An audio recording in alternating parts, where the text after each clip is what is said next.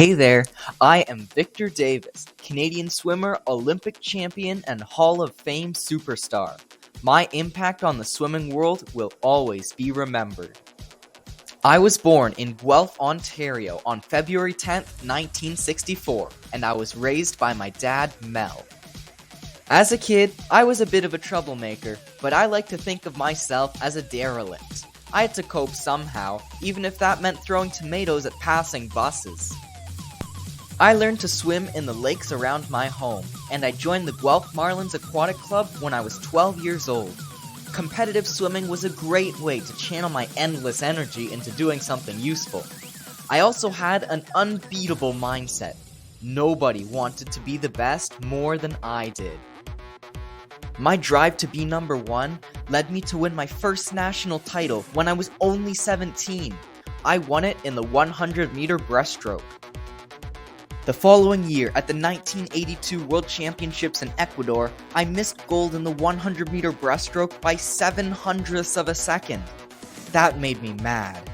Yeah, I got second place, but I wanted to be the best. I am the best.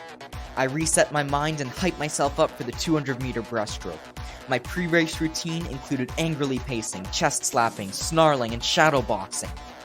I like to show my competition that I am the boss. This race was my chance, and I took it. I dominated the event, breaking the world record by almost half a second and beating second place by almost 2 full seconds. Now that's what I'm talking about. Later in 1982, at the Commonwealth Games, my team won the 4x100-meter medley relay. However, the officials said that one of my teammates left the block 5/100ths of a second too early on his dive, and we got disqualified. That was really upsetting. I got so mad that I kicked one of the plastic chairs and it skidded across the pool deck. Queen Elizabeth II was in the audience when I did that. Probably not my best move. The press was all over that, and they made me look like a hot-tempered, immature child who needed to grow up. Fast forward 2 years, and I'm at the 1984 Summer Olympics in Los Angeles. I was pumped for the races, but my 100-meter breaststroke race was just like the one in Ecuador. I got out-touched again and had to settle for another silver medal. I was actually starting to feel a lot of pressure, which was unusual. Anyway, I shook it off and once again secured gold in the 200-meter breaststroke. I didn't just win, I obliterated my competitors and broke my previous world record by about 1.5 seconds. To add, I got a silver medal in the 4x100-meter medley relay. Not too shabby for my first Olympics. As a bonus, I was inducted as an officer into the Order of Canada in 1984. I was also inducted into the Canadian Olympic Hall of Fame in 1985. In 1986, at the Commonwealth Games, I snatched 2 golds and a silver medal to add to my collection. At the 1986 World Aquatic Championships, I earned another gold and silver medal. At the 1988 Olympics in Seoul, I ended my career with a silver medal in the 4x100-meter medley relay. By 1989, I was a retired man. Some called me the best breaststroker of the 1980s. I had won 31 national titles, 16 international medals, and broke multiple world records. I was also Swimming Canada's Athlete of the Year in 1982, 1984, and 1986. Life was awesome.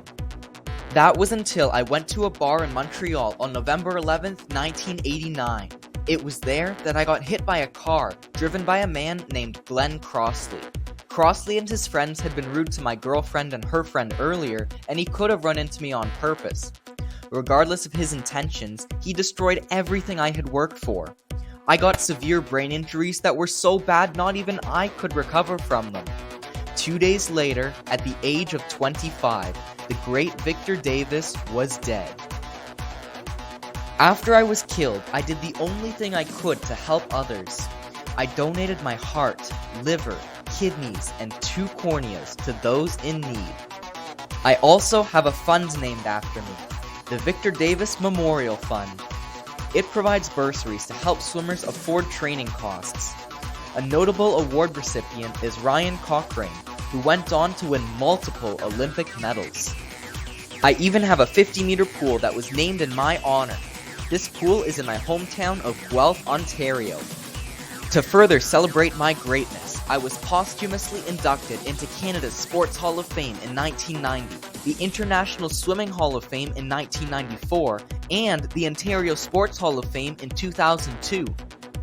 Although I am dead, I still live on, and I am remembered as a dedicated athlete who always strived to be the best. As I like to say, go big or go home.